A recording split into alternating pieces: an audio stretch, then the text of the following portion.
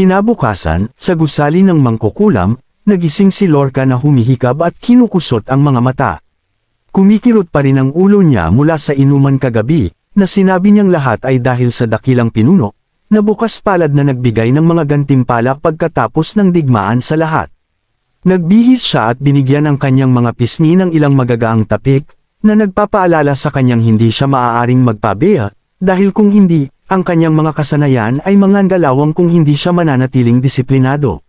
Sa isang maliit na kamao na nakataas sa determinasyon, nagpasya siyang magtungo sa ikatlong bayan sa hangganan upang makipag-sparring sa iba pang mga mangkukulam.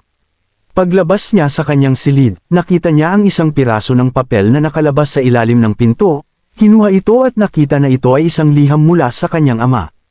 Nagsimula ito sa pagtatanong kung kamusta siya sa Neverwinter at kung mayroon bang gumugulo sa kanya. Hindi mapigil ang bamulong ni Lorca na walang sinuman ang maglalakas loob, ngunit ang maisip iyon ay nagpangiti sa kanya. Itinuring pa rin siya ng kanyang ama na parang isang maliit na bata.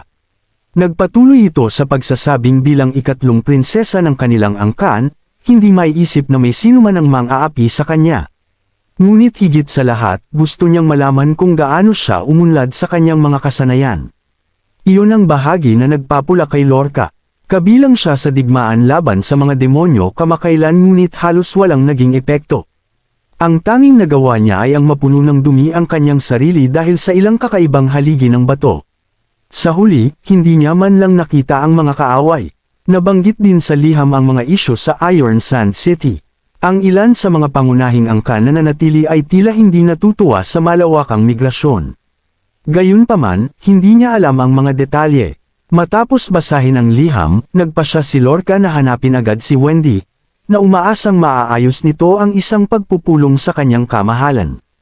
Mukhang nagulat si Wendy ngunit sinabi na ito ay tamang-tama dahil gusto siyang makita ng hari. Sa silid ng pulong, nakita ni Lorca si Roland na nakaupo kasama ang isang babaeng may pulang buhok. Binati nila ito ni Wendy, at inanyayahan sila ni Roland na umupo, na binanggit na mayroon siyang bagong gawain para kay Lorca. Bago yun, ibinahagi ni Lorca ang nilalaman ng liham ng kanyang ama. Mukhang interesado si Roland at hinimok siyang magpatuloy.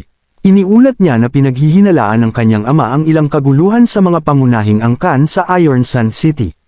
Bagamat hindi siya naniniwala na makakapagdulot sila ng banta sa Greenwater Port, ngunit sulit na bantayan sila. Hinaplos ni Roland ang kanyang baba, na binabanggit na ito ay isinasaalang-alang ng departamento ng mga tauhan ng balangkasin nila ang plano ng relokasyon. Gayunpaman, naniniwala siya na ang mga ganitong isyu sa rehiyon ay pinakamahusay na pinangangasiwaan ng mga lokal na puwersa. Mabilis na nag-alok si Lorca na sumulat sa kanyang ama upang tugunan ang sitwasyon. Gayunpaman, itinuro ni Roland na ito ay saklaw ng diplomatikong politika at dapat niya itong pangasiwaan. Pagkatapos ay ipinakilala niya ito kay May, nang umiti ng mainit at ipinakilala ang kanyang sarili. Idinagdag niya na inaasahan niyang makatrabaho si Lorca. Nagulat si Lorca at hindi siya sigurado kung ano ang ibig niyang sabihin sa pakikipagtulungan sa kanya. Ipinaalala sa kanila ni Roland na upang matulungan ang mas maraming tao na tanggapin ang mga mangkukulam na may mga kakayahan tulad ng sa kanya. Ang pagdula, ipinaliwanag niya, ay isa sa mga pinakamabilis na paraan upang makamit iyon. Napagtanto na gusto ni Roland na umarte siya sa isang dula, agad na natarante si Lorca. Mahigpit na niyakap ang kanyang buntot, tumutol siya na ang pag-arte ay hindi siya bagay at iminungkahi na maghanap ng ibang tao. Tiniyak sa kanya ni Roland na hindi niya kailangang magtanghal ng live sa harap ng madla. Pagkatapos ay kinuha niya ang isang kakaibang bagay, na ipinapaliwanag na ito ay higit pa sa isang eksperimento. Sa una ay gusto niya itong tawaging pelikula, ngunit pagkatapos ng ilang pag-iisip, napagpasyahan niyang pangalanan itong Magic Shadow. Curious, sinilip ni Lorca ang bagay na nasa kanyang kamay. Ito ay isang time seal, isang mahiwagang aparato na maaaring mag-record ng isang eksena at paulit-ulit itong i-replay. At sa pamamagitan nito, maaaring mabawasan ang kaba. Sumingit si May na nagsasabing ang aparatong ito ay karaniwang ginagamit para sa pag-record ng mga mahahalagang kaganapan tulad ng mga grand meeting at ritual. Hindi niya mapigil ang purihin si Roland, na tinatawag ang kanyang ideya na isang henyo. Ang kanyang mga papuri ay medyo nakapagpayamot kay Roland, ngunit agad siyang lumingon kay Lorca at tinanong ang kanyang opinyon. Pagkatapos ng lahat, ang kwento ay iniekma para sa kanya, at ginugol niya ang kalahating buwan sa pagsulat nito. Nagulat si Lorca bago nag-aatubiling sumang-ayon na subukan ito. Habang siya at si May ay lumabas ng silid, lumitaw si Nightingale sa likod ni Roland. Itinaas niya ang kanyang kilay at itinuro na imposible na ginugol ni Roland ang kalahating buwan dito dahil 2 araw pa lang niya napagpasyahan itong gawin. Umubo si Roland na awkward at sinabi sa kanya na huwag mag-alala sa mga detalye. Kung hindi niya yun sinabi, hindi sana sumang-ayon si Lorca ng napakabilis. Bukod, walang ibang mas nararapat para sa papel na ito, at ang panghihikayat ay bahagi ng kanyang trabaho. Ngumiti si Nightingale at umupo, na kinakain ng isang piraso ng tuyong isda. Bagamat hindi siya sumasang-ayon sa kanyang pangangatwiran, hindi niya iniisip na ang pagsang-ayon ni Lorca na gawin ito ay may kinalaman sa kanyang husay sa pagkukwento. Kaya tinanong ni Roland kung ano sa tingin niya ang tunay na dahilan. Nag-alinlangan si Nightingale sandali, na parang pinag-iisipan ang kanyang mga salita, ngunit sa huli ay itinago ang kanyang mga iniisip. Sa isang buntong hininga, tumalikod siya at nagpatuloy sa pagmuya ng kanyang tuyong isda. Pagkalipas ng 3 araw, handa na ang film crew. Nakalutang si Lightning sa himpapawid, nahawak ang time seal at pagkatapos ay sumigaw, Act 1, Scene 3, Action. Ang eksena ay natapos ng maayos, at mukhang nasiyahan si May. Ang susunod ay ang climactic battle sa pagitan ng prinsesa at ng Demon Lord. Si Lorca, sa kanyang eleganteng damit, ay sumugod pasulong, na idineklara na ang Demon Lord ay mamamatay. Pinanood ni May habang ang lahat ay sama-sama sa kanilang mga papel, na sumenya sa effects team na maghanda. Inilunsad ni Lorca ang kanyang atake kay Carter, na gumaganap bilang Demon Lord, habang sina Agatha at Wendy ay ginamit ang kanilang mga kapangyarihan upang magdagdag ng higit pang mga epekto. Hinarang ni Carter, bilang Demon Lord, ang kanyang atake, at sa susunod na sandali, isang nakakatakot na hayop na ginampanan ni Maggie ang lumitaw sa kanyang likod. At sa gayon, inutusan ni May ang crew na pagandahin pa ang mga epekto. Mula sa tuktok ng mga pader ng kastilyo, nakaramdam si Roland ng labis na pagmamalaki. Hindi niya inaasahan na ang isang simpleng shooting ng pelikula ay magdadala ng labis na kagalakan sa lahat. Lumingon kay Anna, na nakatayo sa tabi niya, tinanong niya kung gusto nitong sumama sa kanila at magpahinga. Umiling si Anna, na nagpapaliwanag na mayroon pa siyang trabahong kailangang tapusin, na nagsasabing ang mga parte ng internal combustion engine ay nangangailangan pa ng karagdagang adjustments. Ipinulupot ang kanyang braso sa braso ni Roland, ngumiti siya, na nagsasabing ang makasama ito ang pinakamagandang uri ng relaxation para sa kanya. Habang nakatayo silang magkasama, sinabi ni Anna na ang kinabukasan na ipinangako sa kanya ni Roland ay sa wakas ay nagiging katotohanan na. Marahang itinama siya ni Roland, na nagsasabing mayroon pang isang bahagi na natitira para matupad. Ipinagpalagay ni Anna na tinutukoy niya ang pagsasama-sama ng iba pang mga teritoryo ng Grey Castle at tiniyak sa kanya na ang mga lungsod na iyon ay hindi magtatagal upang mapasailalim sa kontrol. Ngunit umiling siya, na nagsasabing hindi iyon ang kanyang ibig sabihin. Tumingin sa kanyang mga mata, sinabi niya pagkatapos na kailangan pa niyang umakyat sa trono at pakasalan siya bilang reyna. Kinabukasan, si Berev ay sumugod sa silid ni Roland, pawis na pawis at hinihimok siya. Si Roland, na humihigop ng kanyang inumin ng nakarelax, ay nagtanong kung tinutukoy niya ang koronasyon. Si Berev, na natataranta, ay nilinaw na ang kanyang tinutukoy ay ang plano ni Roland na ipahayag sa publiko ang kanyang intensyon na pakasalan ang isang mangkukulam bilang reyna. Hindi nagulat si Roland sa reaksyon at kalmadong tinapik ang mesa, na iniimbitahan si Berev na ipaliwanag ang kanyang mga alalahanin. Itinuro ni Berev ang usapin ng susunod na paghalili, na binibigyang diin na hindi lingid sa kaalaman ng lahat na ang mga mangkukulam ay hindi maaaring magbuntis. Kung may mangyari kay Roland, ang kawalan ng isang tagapagmana ay hawantong sa kaguluhan sa mga maharlika at pagkabalisa sa mga mamamayan. Nakikinig si Roland na may ngiti at hinikayat si Berev na magpatuloy. Kaya nilinaw niya na hindi siya tutol sa pagsasama ni Roland kay Anna, at iginagalang niya si Anna. Ngunit iminungkahi niya na pakasalan ng isang maharlika upang mapayapa ang aristokrasya.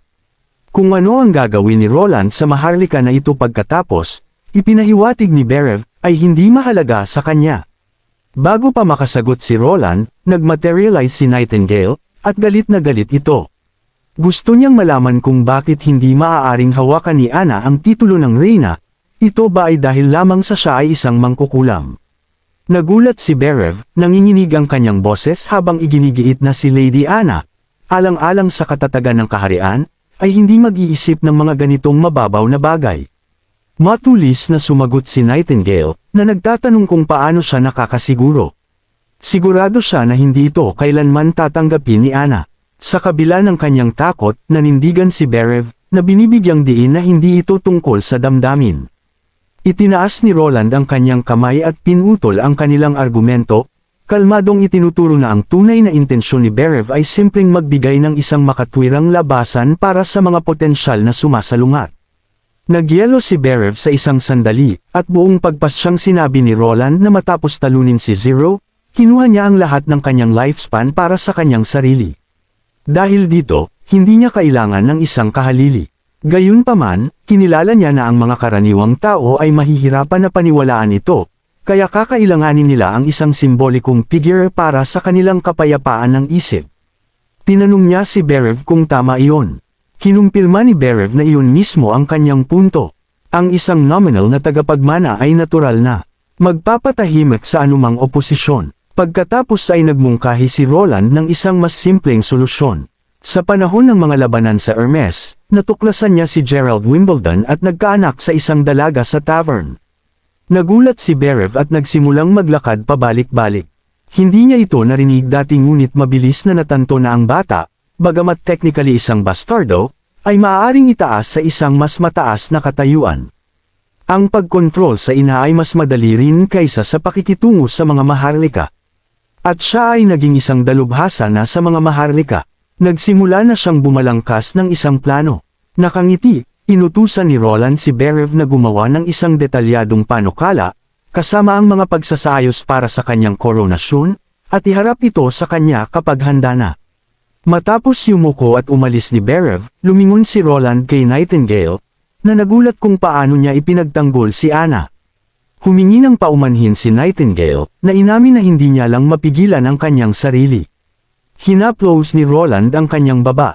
Gayunpaman, bago pa niya matapos, pinutol siya ni Nightingale na inikat ang mga mata at tinanong kung akala niya ay maglulupasay siya sa lungkot at dalamhati. Sa totoo lang, naisip pa niya na dapat ay mas maaga pa niya ito nabanggit, ngunit kung hindi dahil kay Anna, wala siya rito. Biglang naalala ni Roland ang ugali ni Nightingale nang bumalik ito matapos ang misteryosong pagkawala sa loob ng 2 araw. Ang ginhawa sa kanyang mukha noon ay malamang na nagmula sa ilang uri ng kasunduan na kanyang naabot.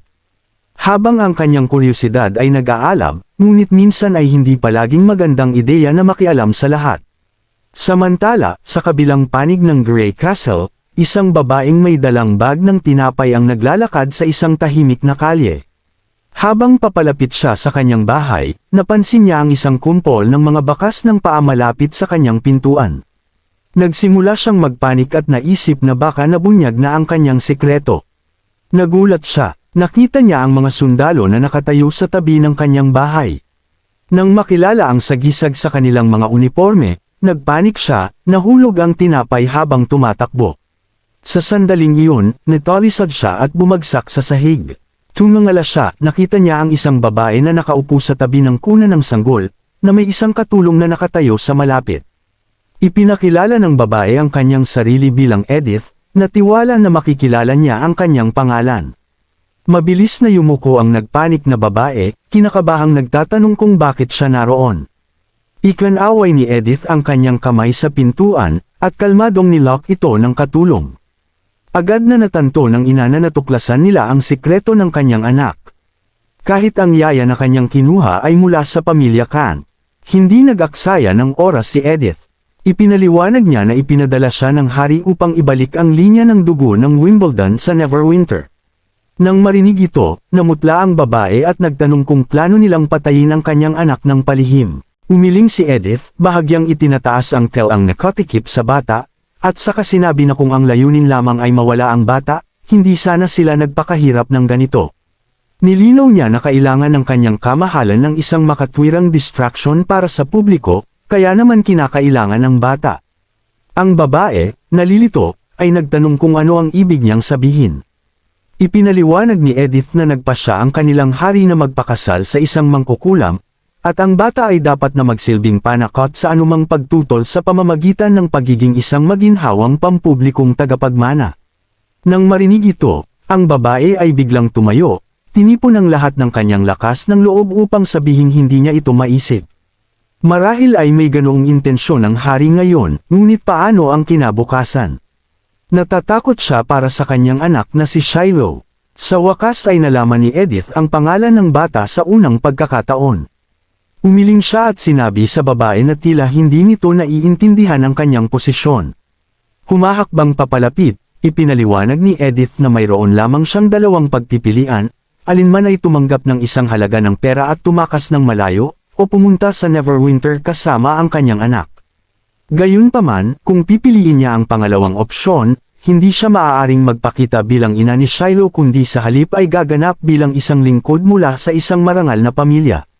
Naintindihan ng babae na ito ay isang mapagbigay na alok na mula sa hari ngunit nag-alinlangan. Tinanong niya kung sino ang mag-aalaga kay Shiloh sa kanyang lugar. Sumagot si Edith na wala. Nagulat ang babae, ngunit nakita ang banayad na ekspresyon ni Edith habang ipinapaliwanag nito na ang hari ay hindi kasing walang puso gaya ng kanyang iniisip. Kung pipiliin niyang pumunta sa Neverwinter, maaari siyang manatili sa tabi ni Shiloh at panoorin itong lumaki. Ang marangal na pamilyang kanyang pagsisilbihan ay hindi na umiiral, nawasak ng simbahan. Bago ang kanyang kamatayan, ipinagkatiwala ng pinakamatandang prinsipe na si Gerald ang bata sa katulong. Nakatingin ang babae kay Edith na hindi makapaniwala, nagtataka kung ginawa ba ito ng hari para lamang pagaanan ang kanyang kalooban. Huminga siya ng malalim at nagtanong kung may anumang pagkakataon si Shiloh na maging hari. Mariing umiling si Edith at sinabi sa kanya na huwag mag-isip ng ganoong mga pantasya. Desperado para sa kaligtasan ng kanyang anak, itinulak ng babae ang isang mas magandang tanong. Ano ang mangyayari kung magbago ang isip ng hari sa hinaharap at magkaroon ng isang tunay na tagapagmana? Hindi ba ituturing ng tagapagmanang iyon si Shiloh bilang isang banta at susubukang patayin ito? Kung hindi maibigay ni Edith ang isang makatwirang sagot, idineklara niya na mas gugustuhin niyang mamatay dito kaysa ibigay ang kanyang anak. Nanliit ang mga mata ni Edith, nakatitig sa babae. Bagamat natakot, tumanggi ang babae na umatras. Halos sigurado siya na papatayin siya ni Edith ngayon, at sa kanyang puso, humingi siya ng paumanhin kay Gerald, nagsisisi na hindi niya mapapalaki ang kanilang anak. Itinaas ni Edith ang baba ng babae, may sinabi ito ngunit hindi narinig, gayunpaman, nabasa ng babae ang kanyang mga labi na nagsasabing immortalidad. At pagkatapos, ipinagbigay alam ni Edith sa kanya na sila ay aalis sa loob ng 3 araw. Niyakap ng babae ang kanyang anak, naaalala kung paano siya tinulungan ng kanyang kamahalan na makatakas sa mga kamay ng problemadong may-ari ng tavern. Sinabi niya kay Edith na bukod sa may-ari ng tavern, maaaring may alam din ang isa sa mga personal na gwardya ni Gerald tungkol sa bata. Tiniyak sa kanya ni Edith na huwag mag-alala, nangangakong aalagaan niya ito. Sa huling tingin sa babae, naisip ni Edith na ang kanyang mabilis na desisyon na ibunyag ang mga potensyal na banta sa kanya at sa kanyang anak ay nagpakita na mayroon siyang kaunting pagiging decisive. Sa likod ng kastilyo, sinalubong ng duke si Edith, na binanggit na 3 araw lamang siya mananatili. Tinanong niya kung bakit, kung ang gawaing ito ay nangangailangan ng oras upang magawa, maaari siyang nanatili ng mas matagal. Nagdilim ang ekspresyon ni Edith, at tinanong kung may ipinadala ang kanyang ama para espiyahan ang kanyang mga pag-uusap. Iniiwasan ng duke ang direktang pagsagot, dahil alam niyang hindi siya magbubunyag ng marami kung magtatanong lang siya. Sa buntong hininga, sinabi ni Edith na medyo bumuti na ang kanyang ama, kaya hindi na siya masyadong nag-aalala sa kanya ngayon. Dinala ang totoong dahilan kung bakit siya nabalisa. Hindi niya maintindihan kung ano ang nakakaakit sa haring ito na naisip ni Edith na dalan sila sa Neverwinter.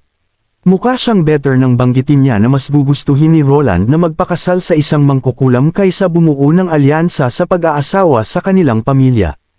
Alam niya na nabalisa ito na hindi siya aakyat sa posisyon ng reyna.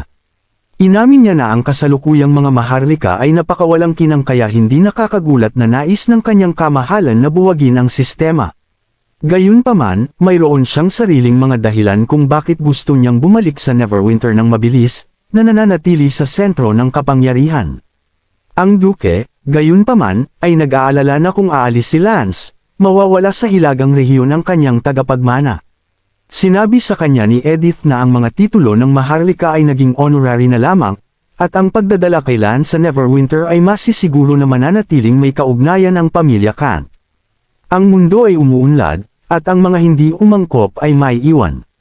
Sa kabila ng lahat ng ito, ang Duke ay nagbanggit ng huling alalahanin. Maaaring lumalaki ang kapangyarihan ng Neverwinter, ngunit paano kung hindi ito makapagtanggol laban sa mga demonyo? Tinapik ni Edith ang kanyang balikat na may kalmadong ngiti, na sinasabi sa kanya na kung babagsak ang Neverwinter, hindi mahalaga kung may mga tagapagmana siya. Sa pagtatapos ng usapan, umalis siya para sa ilang kinakailangang oras.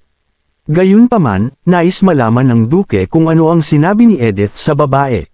Si Edith, na may nakakalokong ngisi, ay naisip sa kanyang sarili na sadyang nagsalita siya ng tahimik, dahil alam niyang may ipapadala ang kanyang ama para makinig. Ngunit sa ngayon, hindi niya ibubunyag ang mga sekreto ng kanyang kamahalan sa sinuman, kahit sa kanyang ama. Sa Neverwinter, si Roland ay abala sa paggawa ng maraming gawain, kasama na ang pakikipagtulungan kay Anna sa internal combustion engine. Sa kabutihang palad, natapos na niya ang trabaho sa araw na iyon. Nang malapit na siyang magpahinga, biglang lumitaw si Nightingale sa kanyang likuran, na nagsasabi sa kanya na huwag gumalaw. Maingat siyang lumingon, naisip na maaaring may mga kaaway sa paligid.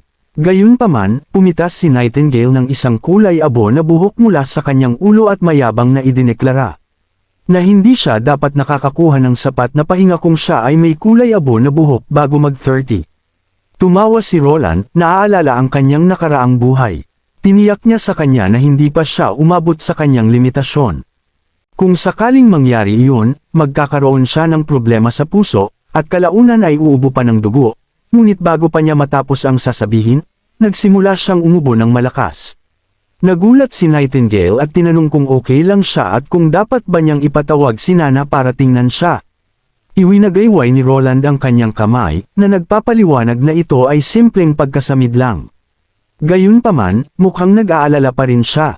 Lumingon siya para tiyakin ito. Bigla niyang napagtanto kung gaano sila kalapit at natigilan sandali. Kinulubot niya ang kanyang lalamunan ng kinakabahan ngunit ang tensyon ay biglang naputol nang pumasok si Wendy. Naglaho si Nightingale sa isang iglap, na iniwan si Roland na awkward na humarap sa nagtatakang si Wendy. Tinanong niya kung may nangyari. Muling lumitaw si Nightingale na parang walang nangyari sa isang kalapit na upuan, na kumakain ng tuyong isda, at pabirong sinabi na ang kanyang kamahalan ay nagsasanay ng gymnastics. Samantala, awkward na pinaikot-ikot ni Roland ang kanyang katawan ng ilang beses. Nagpatuloy si Wendy sa pag-uulat na ngayon ang araw ng pagdadalaga ni Lightning at ang lahat ay nakahanda na. Tumango si Roland bilang pag-aproba, na ipinaalala sa kanya na tiyakin ang kaligtasan ng lahat at ipaalam kay Margaret at syempre kay Sandberg man din. Nang sumapit ang gabi, nagtipon ang lahat. Sa kanyang silid, nakahiga si Lightning sa kanyang kama, na nakakapit sa Divine Seal sa kanyang kamay. Nag-isip siya kung anong klaseng kakayahan ng sangay ang maaari niyang magising. Kung papayagan siya nitong malutas ang kanyang problema sa limitasyon sa timbang, maaari siyang lumipad sa buong kontinente kasama ang lahat ng kanyang gamit. Mahinang sabi ni Rem na may pag-aalinlangan na ang paggising ng kakayahan ng sangay ay hindi ganoon kadali, ngunit nakatanggap lamang ng matalim na tingin mula kay Lily. Kinuha ni Skrull ang pagkakataon na tanungin si Wendy tungkol sa pagsusuri ng mga ebolusyon sa pagdadalaga. Ipinaliwanag ni Wendy na ito ay isang sanggunian lamang at kulang sa sapat na data para sa pag-verify, ngunit nabanggit na si Lightning ay nakakuha ng napakatas na marka sa pagsusuri. Umiling si Phyllis sa hindi paniniwala na sinasabing kung gaano kahirap isipin ang mga ganoong talakayan sa panahon ng Tekira. Ang mataas na antas ng ebolusyon ay itinuturing na sagrado, at hayagang tinalakay ito. Mabilis niyang idinagdag na hindi siya laban dito, ngunit naiintindihan ni Roland kung saan siya nanggagaling. Iba na ang panahon ngayon, at medyo nahihirapan pa rin siyang magproseso. Tumingin si Phyllis kay Agatha, na nakaupo sa tabi ng kama, at inamin na hindi siya kasing adaptable nito. Tiniyak sa kanya ni Roland na habang patuloy silang sumusulong, ang mga ganoong eksena ay magiging mas karaniwan, at naniniwala siya na iyon ang asensya ng pag-asa. Ngumiti si Phyllis at tumango. Paglabas ng silid, nakita ni Roland si Thunder na nakatayo sa pasilyo. Tinanong niya kung bakit hindi siya pumasok para tingnan si Lightning. Sumagot si Thunder na hindi siya makapag-focus sa pagpapanggap bilang Sandbirdman ngayon, kung papasok siya, mapapansin siya na may mali. Tinanong ni Roland kung balak niyang itago ang katotohanan. Si Lightning, pagkatapos ng lahat, ay nakatakdang sumunod sa landas ng isang dakilang explorer. Hindi direktang sumagot si Thunder. Sa halip, sinabi niya na may isang tao na minsang nagsabi sa kanya na ang mga pambihirang tao ay madalas na biktima ng kanilang mga pambihirang talento, habang ang mga may average na kakayahan ay mas malamang na mabuhay ng mas matagal. Nang tanungin ni Roland kung sino ang nagsabi nito, inihayag ni Thunder na ito ay si Sand, ang lalaking nagpakilala sa kanya sa landas ng paggalugad. Nagulat si Roland na marinig na mayroong talagang isang tao na nagngangalang Sand sa mga fjord at nag-alala na maaaring narinig na siya ni Lightning. Ipinaliwanag ni Thunder na si Sand ay halos hindi kilala at namatay sa pagliligtas sa kanya mula sa isang halimaw sa dagat. Sinabi ni Sand na ang kanyang tanging regalo ay ang kabaitan, at ang mismong kabaitan na iyon ang humantong sa kanyang pagkamatay. Ang alaala na iyon ang dahilan kung bakit napagpasyahan ni Thunder na i-map ang mga hindi pa natutuklasang lupain bago opisyal na yakapin ni Lightning ang buhay ng explorer. Kung wala ng mga hindi pa natutuklasang lugar, wala ng mga panganib na haharapin siya. Sa wakas ay naunawaan ni Roland na naniniwala si Thunder na ang pag-aalis ng pangangailangan para sa paggalugad ay magpapanatiling ligtas kay Lightning. Pangako ni Roland na pagkatapos ng banal na digmaan, sisiguraduhin niyang babalik si Lightning sa kanya nang hindi nasaktan. Yumuko ng malalim si Thunder, na nagpapahayag ng kanyang pasasalamat. Sa sandaling iyon, inihayag ni Wendy na ang mahika ni Lightning ay tumibay na. Nagmadaling bumalik si Roland sa loob at tinanong kung may nararamdaman siyang anumang kakulangan sa ginhawa. Ang selyo sa kanyang mga kamay ay nagsimulang umilo, at isang bugzo ng kapangyarihan ang sumikat sa kanyang katawan. Bagamat hindi niya ito lubusang na-activate, nagawa niyang sindihan ang ika-4 na Magic Stone. Gusto ni Roland na magpahinga siya, ngunit biglang umupo si Lightning, na nagsasabing hindi siya makapaghintay na subukan ito, na nagsasabing may naririnig siyang tumatawag sa kanya. Labag sa kanyang kalooban, pinayagan siya ni Roland na sumubok ngunit iginiit na isama niya si Maggie at huwag lumipad ng masyadong malayo. Lumipad si Lightning, habang si Wendy at Roland ay nagtataka kung ano ang kakayahan ni Lightning. Bigla, ang langit ay pumutok ng isang kulog. Isang nakasisilaw na ilaw ang tumama sa buong kastilyo, na sinundan ng isang malakas na shockwave na sumire sa mga bintana. Kinabukasan, nalaman ni Roland na ang ilang residente ay nasugatan noong nakaraang gabi. Isang grupo ng mga nag-aalalang mamamayan ang dumating sa City Hall ng maaga, nasabik na nagtatanong kung sinalakay ng mga demonyo ang Neverwinter. Isang malaking pulutong ang nagtitipon sa plaza, naghihintay ng isang anunsyo. Bumantong hininga si Roland habang ipinapaliwanag ni Bereb ang lahat, na nagsasabing sa susunod ay dapat nila siyang bigyan ng paunang abiso bago ang anumang mga sorpresa. Sinusubukang pakalmehin ang sitwasyon, iniutos ni Roland na ang anunsyo ay dapat magsaad na nagsasagawa siya ng mga eksperimento sa isang bagong sandata at ang mga gastos sa medikal para sa mga nasugatan ay sasagutin ng City Hall. Pagkatapos mag-hang up, ibinaling niya ang kanyang atensyon sa batang babae, na nakatayo sa tabi ng kanyang desk na nakayuko ang ulo dahil sa pagkakasala. Tinanong niya kung narinig niya ang tawag. Nanginginig, inamin ni Lightning ang kanyang pagkakamali at sinabing dapat siyang parusahan. Pagkatapos ay tumingin si Roland kay Maggie. Tumingin ito sa batang babae na ang mga mata ay nakadapos sa kanyang ulo, na awkward na lumingon, na nagpapanggap na walang kinalaman dito. Katahimikan ng bumalot sa silid ng ilang sandali bago tumawa si Roland, na nagsasabing hindi inakala ni Lightning ang ganoong resulta. Sa kabutihang palad, ang mga pinsala ay bahagya lamang, at ang mga nasira ay hindi gaanong kalala, at walang malubhang nasugatan.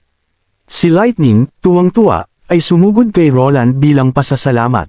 Gayunpaman, pinigilan siya ni Roland sa ere, na nagpapaalala sa kanya na ilang minuto lamang siya tumagal habang nasa kanyang pinakamabilis na lipad. Nangyari pala na sinusubukan ni Lightning ang kanyang mga limitasyon sa bagong kakayahan, ngunit mabilis na naubos ang kanyang mahika, na naging dahilan ng kanyang pagkahimatay at pagbagsak. Sina Agatha at Wendy ay sumali sa usapan, nagsusulat ng mga obserbasyon at nagtatanong kay Lightning. Tinanong ni Roland ang tungkol sa kanyang bagong sangay na kakayahan at kung mayroong anumang mga tala nito noong panahon ng Federation. Ipinagpalagay ni Agatha na maaaring ito ay magic resonance, isang sangay na kakayahan na madalas na lumilitaw sa mga mangkukulam na ang mga pangunahing kakayahan ay may mga likas na panganib sa kanilang sariling mga katawan. Tuwang-tuwang nagtanong si Lightning kung ang kanyang mahika ay maaaring patuloy na lumago sa pamamagitan ng pagsasanay, na walang limitasyon sa kanyang potensyal. Nasisiyahan lamang siya sa pag-iisip tungkol sa pagtulak sa kanyang mga limitasyon.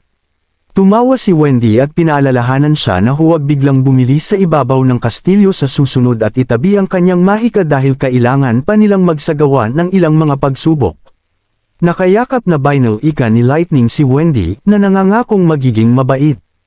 Nakatingin sa kanya, biglang tinanong ni Roland kung ano ang gagawin niya kung wala ng mga unexplored na lugar na maaaring pag-adventurean. Hindi pa naisip ni Lightning ang ideya ngunit mabilis na sumagot na kung ang bawat kontinente at karagatan ay namapa na, mayroon pa rin siyang kalangitan na maaaring tuklasin, para sa kanya, ito ay isang lugar na siya lang ang makakapag-explore. Ngumiti si Roland at nag-isip sa kanyang puso na ang kanyang adventurous spirit ay malinaw na nasa kanyang dugo. Sa lahat ng nangyayari ngayon, napagpasyahan ni Roland na oras na para magtatag ng isang department sa City Hall na nakatuon sa pagbibigay ng impormasyon. Ang mga anunsyo ay hindi na lamang limitado sa Central Square Bulletin Board, at ang departamento ay hahawak ng mga balita sa lahat ng rehiyon ng kaharian. Tinanong ni Nightingale kung paano mananatiling informed ang mga mamamayan kung wala ang mga anunsyo sa square. Ngumisi si Roland at ipinakilala ang konsepto ng isang pahayagan, na naglabas ng isang sample. Sa paglaganap ng edukasyon, at nalutas ang mga isyu sa papel, pag-imprenta, at tinta salamat sa mga mangkukulam, posible na ngayon ang maaasahang komunikasyon. Napansin niya na kung hahayaang kumalat ang mga tsismis ng walang kontrol, ang pagpigil sa kanila sa kalaunan ay magiging mahirap. Naunawaan ni Wendy ang kahalagahan ng inisyatibo, na itinuro na ang mga mangkukulam ay maaaring gumanap ng mahalagang papel. Maaari nilang mabilis na makita ang mga kaganapan at iulat ang mga ito ng mas mabilis kaysa sa sinuman. At ang kailangan lang ni Roland ay isang taong maaaring tumakbo ng napakabilis. Nilinaw ni Roland na kailangan niya ang mga reporter na maaaring matukoy ang mga bagong pangyayari at magpadala ng iba para mag-cover sa mga ito. Hindi kinakailangang isang taong maaaring tumakbo ng napakabilis. Agad na iminungkahi ni Wendy si Honey para sa trabaho. Dumating si Honey ilang sandali at natutuwa na tinawag. Gayunpaman, ang unang bagay na ginawa niya ay ang suriin ang mesa ni Roland, na hinahawakan ito gamit ang kanyang mga daliri at medyo dismayado na makitang ito ay isang ordinaryong mesa lamang pala. Naguguluhan si Roland, tinanong kung ano ang ibig niyang sabihin. Ipinaliwanag ni Honey na habang sinasanay ang kanyang mga kwago, nabanggit ng isa sa kanila na si Nightingale ay gumugugol ng mahabang oras na nakasandal sa mesang ito gabi-gabi. Si Nightingale, na namumula, ay sumugod para itanggi ito, na nagsasabing maaaring nagkamali ang kwago sa dilim. Nagpumilit si Honey, na nagsasabing ang mga kwago ay may napakagandang paningin sa gabi at hindi maaaring magkamali. Ngunit bago pa siya makapagpatuloy, mabilis na tumawid si Nightingale sa silid at tinakpan ang bibig ni Honey. Tumawa si Roland sa palitan at, nakikita ang sigasig ni Honey, ipinagkatiwala sa kanya ang bagong departamento. Pagkatapos ay tumawa siya sa kanyang sarili, na tiwala na sa kanyang paligid. Ang chismis column ay hindi kailanman mauubusan ng mga kwento.